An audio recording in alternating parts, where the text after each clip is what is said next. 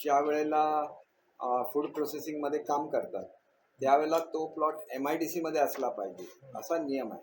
आता MIDC मध्ये plot पाहिजे असेल तर MIDCच ते देऊ शकतं. फॉर्च्युनेटली आपलेच उद्योगमंत्री हे जिल्ह्याचे पालकमंत्रीसुद्धा आहेत आणि त्याच्यामुळे आमचं असं ठरलं की त्यांना विनंती करायची, एक कॉमन फॅसिलिटीज सेंटर महिलांसाठी रत्नागिरीच्या MIDCमध्ये आणि अन्य जे MIDC आहेत त्या ठिकाणी निर्माण करायचं आणि त्याच्यामधून मोठ्या प्रमाणात महिलांना रोजगार निर्माण करून द्यायचा. आपण शाळेत शिक्षण मंत्री या शाळेत माहितीच्या आधारे हे सगळं घडलेलं होतं. मी सर्व संघटनांना मुंबईला बोलवून घेतलं होतं. त्यांना GR दाखवला. खाजगीकरणाची कुठलीही तरतूद GRमध्ये नाही आहे. हा गैरसमज झालेला होता. या संदर्भात पवारसाहेबांची सुद्धा काही स्टेटमेंट आली होती. मी स्वतः पवारसाहेबांना नेऊन हा GR दाखवला. त्याच्याचबरोबर एक दुसरं सुद्धा असं आलं होतं, त्या गौतमी पाटीलच्या नाताच्या संदर्भात एक स्टेटमेंट आलं होतं. पवारसाहेब मला स्वतःच म्हणाले की ही माहिती मला नाशिक जिल्ह्यातून प्राप्त झाली, ती माहिती चुकीची होती. त्याच्यामुळे शालेय शिक्षण खातं हे अत्यंत जबाबदारीने काम करतं. कुठल्याही प्रकारे खाजगीकरणाचा कुठलाही निर्णय झालेला नाही आहे. CSRचे पैसे हे ग्रामीण भागातल्या, तुम्हीच अनेक वेळेला दाखवत असता की ह्या शाळेमधलं छप्पर गळतंय, या शाळेमध्ये मुलांना बसायला बेंचीस नाही, या शाळेमध्ये टॉयलेट्स नाहीत, या शाळेला कंपाऊंड वॉल नाही. याच्यापुढे असं म्हणायची संधी कोणालाही मिळणार नाही. CSRचे सगळ्यात जास्त पैसे महाराष्ट्रामध्ये क्रिएट होतात आणि ते जर महाराष्ट्रातल्या मुलांसाठी खर्च झाले तर त्याचं स्वागत सर्वांनी केलं पाहिजे. मी आपल्याला एक गोष्ट सांगतो, मी क्लिअर कट सांगितलेलं आहे ही शेवटची अपॉर्च्युनिटी आहे. कोणी जर खोट्या हे फिरवणार असतील त्यांच्यावर कारवाई होणार. खोटं कोणाला बोलता येणार नाही. गव्हर्नमेंटचा GR हा लेखी असतो. कमी पटाच्या संदर्भातलं जे सर्क्युलर निघालं त्याच्यामध्ये स्पष्ट नोंद आहे की कुठलीही शाळा बंद होणार नाही. बंद होणार नाही हे माहिती असताना मुद्दाम मोर्चे काढायचे का? हे विरोधकांचं काम आहे.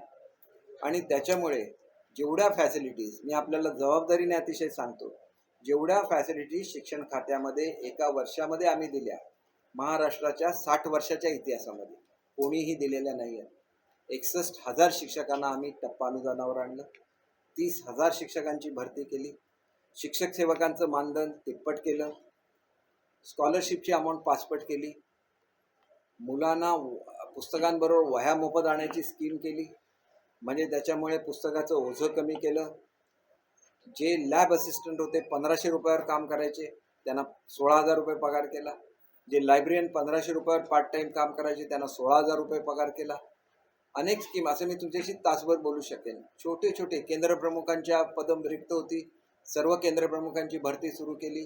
शिक्षकांना ज्या परीक्षा द्यायला लागतात सरकारी नोकरीमध्ये प्रमोशन मिळण्यासाठी सगळ्या परीक्षा चालू केल्या.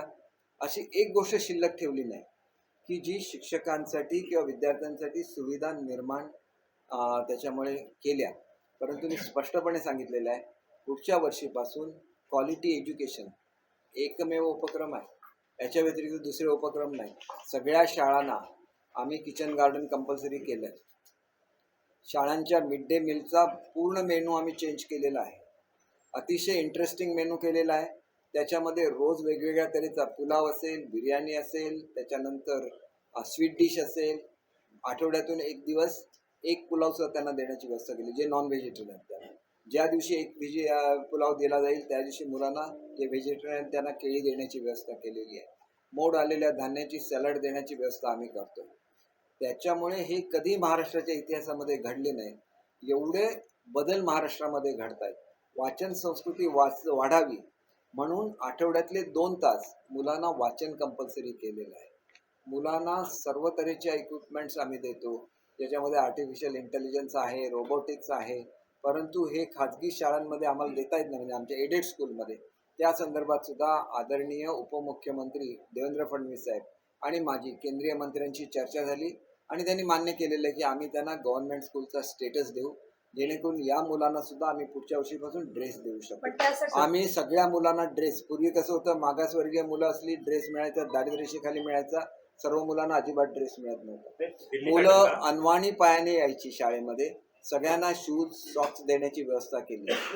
एवढे बदल शालेय शिक्षणामध्ये कधी झाले नाही.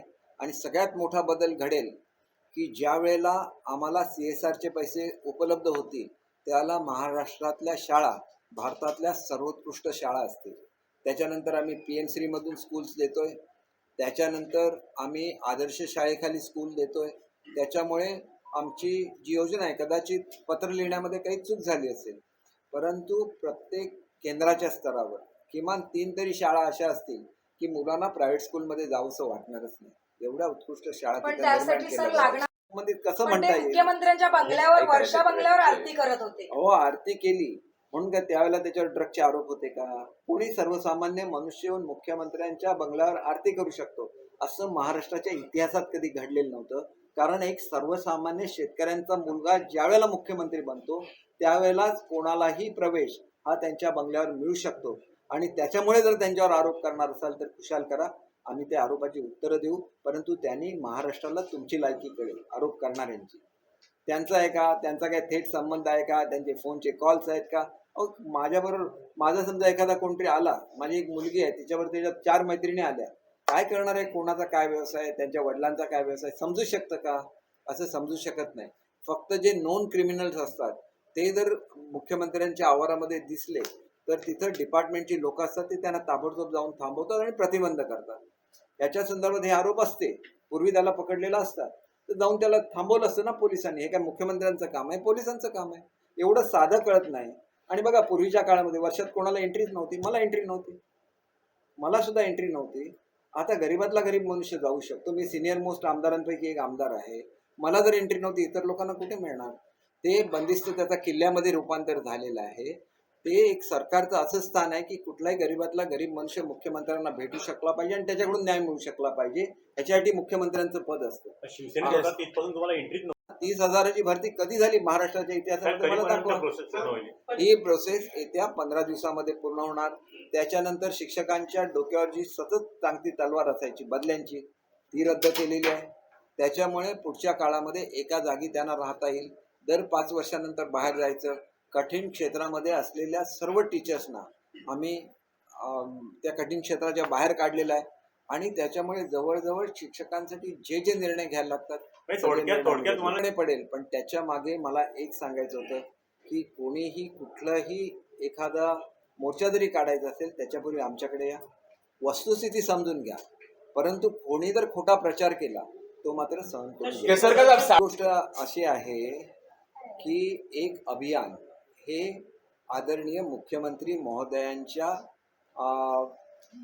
नेतृत्वाखाली शालेय शिक्षणाबद्दल सुरू होतं. माझी शाळा सुंदर शाळा हे जे अभियान आहे याचं लॉन्चिंग मुख्यमंत्री साहेब करणार. आणि त्याच्यामधून ह्या सगळ्या ज्या योजना आहेत, ह्या सगळ्या योजना त्याच्यामध्ये आपण जशा लायब्ररीज देतोय तसं स्वच्छता मॉनिटर नावाची स्कीम आपण राबवतोय. त्याच्यानंतर सेलिब्रिटी स्कूल नावाची स्कीम आपण राबवतोय, ज्याच्यामध्ये ड्रामा, सिंगिंग, इलॅक्युशन सगळ्याचं ट्रेनिंग हे मुलांना दिलं जाणार आहे. त्यानंतर आपण नवीन निर्णय आमच्या ह्याच्यासाठी आहे, म्हणजे अजून त्याला आम्ही मान्यता दिलेली नाही आहे, परंतु प्री प्रायमरी स्कूल्स या संपूर्ण महाराष्ट्रामध्ये निर्माण करण्यात येतील. त्याच्यामध्ये नर्सरी असेल, ज्युनियर के असेल, सिनियर KG, फर्स्ट आणि सेकंड हे वेगळं स्कूल असेल आणि 3रीपासूनचं स्कूल हे वेगळं असेल. हा एक क्रांतिकारी निर्णय आहे ज्याच्यामध्ये मुलांचा बेस व्यवस्थित तयार करून घेतला जाईल. 3रीच्या पुढच्या मुलांच्या थेट परीक्षा या कॉम्प्युटरद्वारे घेतल्या जातील. ABCD त्यांनी बटन दाबायचं आहे, त्यांचा थेट रिझल्ट राज्यापर्यंत जाणार आहे आणि त्यांची गुणवत्ता काय हे आम्हाला समजायला लागणार आहे. एवढं आम्ही शिक्षण क्षेत्रामध्ये करतोय. याच्यासाठी दिवसरात्र मेहनत करायला लागते, आम्ही करतो. पण एखादा कोणी उठतो, एखादा विरोधक उठतो आणि काहीही बोलतो, त्याच्यामध्ये काय अर्थ नसतो. पवारसाहेब हे आदरणीय नेते आहेत, त्यांचा कुठल्याही परिस्थितीमध्ये स्कूल एज्युकेशनबद्दल गैरसमज होता कामा नये. म्हणून मी 8 दिवसापर्यंत मलाच काहीतरी कामं आल्यामुळे साहेबांनी वेळ दिला होता, परंतु भेटायचं राहिलेलं होतं. मी गमतीने म्हटलेलं होतं की माझी भेट आहे त्याला मी बोलेन म्हणून, पण त्याला लगेच त्यांच्या भाषणामध्ये त्यांनी केलेलं सगळं मागे घेतलं आहे. त्यांचा मोठेपणा आहे सुप्रियाताईंचा. जिल्ह्यामध्ये प्राधान्य देण्याला जरी घटनेमध्ये हे नाही, तरतूद नाही, त्याच्यामुळे कोर्टामधून ते स्क्रॅप होणार. परंतु जो जिल्हा आपण निवडू त्याच्यामधून बदली नाही. आणि त्याच्यामुळे शिक्षक इथे येताना विचार करणार, कोकणे जाणार. कारण 15,000 शिक्षक ॲज इट इज येणार आहेत, ते जिल्हा परिषदेमध्ये येणार आणि उरलेल्या वेगवेगळ्या शाळांमध्ये जाणार आहेत. तर तो चॉईस करू शकतात. त्यांच्या शाळांमध्ये ज्या मी तुम्हाला सांगतो, त्यांच्या स्कूलमध्ये जे एडेड स्कूल्स आहेत त्याच्यामध्ये ते शिक्षक जाऊ शकतात. म्हणजे हजर झाल्यापासून तेव्हा शाळा आपली म्हणायची तरच मुलांची गुणवत्ता हो. सुधारणार, नाहीतर गुणवत्ता कधीही सुधारू शकत नाही. ही काय सरकारी नोकरी नाही की दर खेपेला ट्रान्सफर झाली पाहिजे. आम्ही त्यांना सरकारी नोकऱ्यांच्या सगळ्या सुविधा देतो. तिथं राहण्याबद्दल आम्ही त्यांना भत्ता देतो, घरभत्ता देतो. तीच रक्कम 3,000 कोटीची आहे. म्हणजे एवढा मोठा पैसा ज्यावेळेला सरकार खर्च करतो त्याला ते गाव आपलं म्हटलंच पाहिजे. एवढी पण माझी समजा आपण दुसरं जे शाळा बाह्य विद्यार्थी आहेत त्यांच्या सर्वेसाठी सुद्धा आम्ही मिटिंग घेतो आणि आम्ही चांगला निर्णय घेतो असं जो आश्वासन दिलं. शेवटी गुरुवर्य ही गुरुवर्य असं त्यांच्याबद्दल मला अतिशय आदर आहे आणि त्याच्यामुळे संघटनांचा निर्णय अतिशय पॉझिटिव्ह होता आणि त्याच्याबद्दल मी त्यांचा आभारी आहे. बँकेमध्ये क्लार्क म्हणून लागतात किंवा मॅनेजर म्हणून लागतात, त्याला तुमच्या गावाला पाठवण्याची तुम्हाला तरतूद आहे? कुठल्या नोकरीमध्ये तरतूद आहे सांगा? 1-1 लाख रुपये पगार घेतात आणि मग तरी पण त्या गावाला आपलं गाव म्हणणार नाही, त्या शाळेला आपलं शाळा म्हणणार नाही. कसं चालणार? असं नाही चालवून घेतलं जाणार. ज्यांना पाहिजे त्यांनी यावं ह्या सर्व्हिसमध्ये. इतरांना आहे, जे पूर्वी भरती झाले त्यांना आहे, नवीन भरती झालेल्यांना नाही. एक्सेप्शनल केसमध्ये ही तरतूद वापरता येईल. असं त्याच्यामध्ये एक्सेप्शनल केसेस कुठल्या हे लिहिलेलं आहे, तेवढ्याच तरतुदींचा वापर होईल. अदरवाईज ज्या गावामध्ये आपण नोकरी स्वीकारतो ते गाव माझं म्हटलं पाहिजे, ती शाळा माझी म्हटली पाहिजे आणि त्या शाळेतली मुलं ही माझी मुलं असं समजलं पाहिजे, तरच शिक्षणामध्ये प्रगती होणार, अन्यथा प्रगती होणार. म्हणजे 71 कोटी हे पूर्वी वितरित केलेले होते आणि त्याच्यामुळे एकंदर 30 कोटी रुपये. 22-23 मध्ये आणि 23-24 मध्ये पूर्वीचे आलेले पैसे खर्च झाल्याशिवाय शासन पुढचा हप्ता रिलीज करत नाही. त्याच्यामुळे यावर्षी उरलेली जी रक्कम आहे ही रक्कम दिली जाईल, म्हणजे 70 कोटी दिले जातील आणि पुढच्या वर्षीपासून या स्कीमसाठी दरवर्षी 100 कोटी रुपये द्यायला मान्यता दिलेली आहे शासनाने. आता आपला ज्यावेळेला हे 27 कोटी खर्च शासनाला दाखवला जाईल त्यावेळेला हा GR निघणार आहे आणि त्याच्यामुळे दरवर्षी 100 कोटी रुपये हे रत्नसिंधूला उपलब्ध करून पण दिले. 35 दिवसात तुम्हाला इन्व्हेस्टमेंट आहे, हे उद्याच्या उद्या होऊन जाईल. त्याच्यामुळे उरलेले जे 70 कोटी मिळायचे आहे ते त्यांना या बजेटमधून उपलब्ध होतील आणि पुढच्या वर्षीपासून 100 कोटी रुपये पुढच्या वर्षासाठी म्हणून आज जो आढावा घेतलात ना सर, असतं ना हे की वितरित केलं ना. पैसे दिल्याशिवाय पैसे खर्चच होऊ शकत नाही. आता ज्यावेळेला 27 कोटी रुपये शासनाकडून आले हे साधारण 1 महिन्यापूर्वी आलेले आहे. त्याच्यामुळे त्यांच्याकडून स्कीम घेणं आणि हे पैसे वितरित केल्यानंतर ते खर्च झाले पाहिजेत अशा स्कीमसाठी ते देणं ही महत्त्वाचा भाग आहे. आणि ज्याला ते 27 कोटी आम्ही यंत्रणेकडे वर्ग करतो त्याला 30 कोटीच्या वरचे जे 2 वर्षाचे पैसे आहेत म्हणजे 70 कोटी हे आम्हाला मिळणार. नाही, पण 22-23 मध्ये 70 कोटी मध्ये रक्कम मिळणार आहे की 23-24? हे जे आता जे आहे हे या वर्षाच्या एंडपर्यंतचे आहे.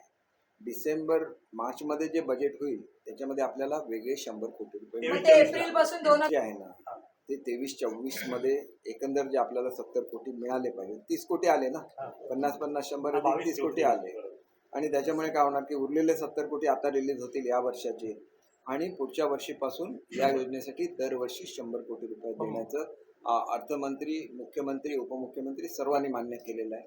त्याच्यामुळे तो 100 कोटीचा GR हा तुम्ही आम्हाला ते 27 कोटीचं डिस्ट्रीब्युशन केलं की आम्ही काढतो असं प्लॅनिंग खात्याने सांगितलेलं आहे. त्याप्रमाणे हा मग GR किती दिवसात मात्रांकडे वर्गच न करता फक्त कलेक्टर ऑफिसला ठेवून दिले तर पुढचे पैसे रिलीज होत पण नाही. तुम्हाला थोडक्यात म्हणायचं आहे, या मार्च पर्यंत 70 की गव्हर्नमेंटच्या काही प्रायोरिटीज असतात. समजा मोठ्या प्रमाणात पाऊस पडला तर गव्हर्नमेंटची पहिली प्रायोरिटी काय असते की पाऊस पडलेल्या शेतकऱ्यांना मदत देणे. त्याच्यामुळे मग विकासाची कामं असतात त्याचे पैसे थोडे उशिरा रिलीज होतात. अगोदर शेतकऱ्यांचे पैसे, शेवटी शेतकऱ्यांचं राज्य आहे त्यामुळे शेतकऱ्यांचे पैसे अगोदर रिलीज झाले, आमचे नंतर रिलीज झाले म्हणून काही वाईट वाटण्याचं कारण नाही. कारण याच्यामध्ये सुद्धा मेन पैसे ते शेतीलाच जातात आहे. त्याच्यामुळे आम्ही दिलेल्या 30 कोटीमुळे जवळजवळ 100 ते 200 कोटी रुपये हे वेगळे 100 कोटी तर नुसत्या झूसाठीच येणार आहेत. परंतु ज्या वेगवेगळ्या स्कीम आहेत त्या आम्ही आता मुख्यमंत्री रोजगार योजनेशी त्याची सांगड घातलेली आहे आणि त्याच्यामुळे जवळजवळ 100 कोटीच्या आसपासची रक्कम ही बँक, हे जिल्हा उद्योग केंद्र आणि रत्नसिंधू याच्यामधून उपलब्ध होणार आहे. कारण त्याच्यामध्ये लोन कंपोनंटसुद्धा आहे. त्याच्यामुळे रत्नागिरीच्या विकासाला मोठी गती प्राप्त होणार आहे. कारण ह्या इंडिव्हिज्युअल बेनिफिट देणाऱ्या स्कीम आहेत आणि त्याच्यामुळे लोकांमध्ये मोठ्या प्रमाणात रोजगार निर्माण होईल आणि पुढचे जे आमचे 100 कोटी रुपये येतील त्याच्यामधले उरलेले जे 70 कोटी येतील याच्यामधून सुद्धा आंबा, काजू, नारळ अशा पर्यटन अशा वेगवेगळ्या बाबींवर हा पैसा खर्च होणार आहे आणि त्याच्यामुळे रत्नागिरी जिल्ह्याचं पर कॅपिटा इन्कम वाढण्यामध्ये या सगळ्याचा परिणाम आहे. परंतु कृषी जे आपलं विद्यापीठ आहे त्याचे कुलगुरू सध्या आजारी आहे आणि त्याच्यामुळे ते असले म्हणजे त्यांची सगळीच डिपार्टमेंट त्यांच्याकडे येतात. त्याला अधिक गती मिळू शकेल, परंतु त्यांची तब्येत बरी झाल्यानंतर स्वतः किरण सामंत साहेब, त्याच्यानंतर जठार साहेब, रत्नागिरीचे CO हे कोकण कृषी विद्यापीठाला भेट देणार आहेत आणि ह्या सगळ्या ज्या स्कीम आज ज्यांचा आढावा होऊ शकला नाही त्याला ते गती साहेब मगाशी म्हणा तुम्ही की रिलीज झाले 2,70,00,000 तुम्ही 21-22 म्हणताय तुम्ही 20-21 हे बघा, कुठलीही स्कीम ज्या नव्याने येते त्यावेळेला प्लॅनिंग डिपार्टमेंट 21-22 म्हणतोय तुम्ही. हे बघा त्या एंडला ही योजना सुरू झाली तरी पण काय होतं की जे आपल्याला ड्यू पैसे होते हे पैसे कमी नाही होणार, ते पैसे पूर्णपणे वितरित केले जाणार. फक्त अगोदरचे पैसे जे आहेत अगोदरचे जे पैसे आहेत 22-23 आणि आता सुरू आहे 23-24 म्हणजे गेले वर्ष आणि ह्या हे मंजूर केलेलं आहे. बाळासाहेब सावंत कृषी विद्यापीठामध्ये 150 एकरमध्ये कृत्रिम जंगलाची निर्मिती करण्यात आलेली आहे. त्याच्यामध्ये तिथं चांगलं असं पर्यटन केंद्र निर्माण होईल आणि त्याच्यामुळे मोठ्या प्रमाणात पर्यटक हे तिथं राहू शकतील, निसर्गाचा आस्वाद घेऊ शकतील. त्याच्यानंतर मक्षिका पालनाचा स्कीम मंजूर केलेली आहे. व्हर्जिन कोकोनटपासून ऑइल करण्याची स्कीम मंजूर केलेली आहे आणि त्याच्याबरोबर टिश्यू कल्चर ह्याच्यासाठी सुद्धा स्कीम मंजूर केलेली आहे. याच्या व्यतिरिक्त मोठ्या प्रमाणामध्ये भाताचं पीक हे रत्नागिरी जिल्ह्यामध्ये घेतलं जातं आणि त्याच्यामुळे 62,000 हेक्टरमध्ये हे पीक घेतलं जातं.